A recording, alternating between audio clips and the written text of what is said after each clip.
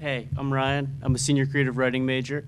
My thesis is on voice in first-person narrated short fiction, which is a fancy way of saying just when the narrator says I, what do you learn about that person from how they talk and what they say?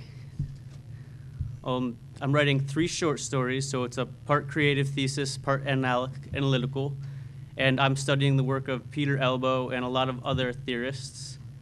I think it's interesting. People at my family reunions kind of drop their jaw and just, that? That sounds great. I totally love to read that. And I always tell my students one of the tests when they come to one of the thesis workshops is, can you give me the answer of what your thesis is about so your grandmother would understand it? And when they can do that, I think they have real control over their thesis. Ryan, you've also been, a member of the Humanities Center seminar with Professor Storrs. Can you talk about why you've enjoyed that experience so much? The Humanities Center seminar is pretty great. As you said in your presentation, we're getting a $500 stipend for it. So that's definitely a big thing for me. It's not even the best part, though. Which isn't the best part.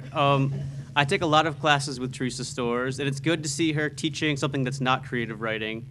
And she's pushing us really hard. We do a lot of reading, but it's all interesting reading. We're studying why people are creative, how they're creative, how to be more creative. And creativity is important to me as a creative writing major, so I'm taking it with the goal of becoming more creative. Hasn't really helped in that regard, but I've learned a lot about the psychology of creative, and it does lead to some interesting ideas.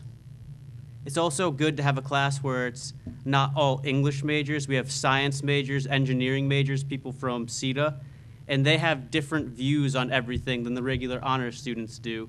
And it's good to hear them talk and have different views on the same things that we're always talking about.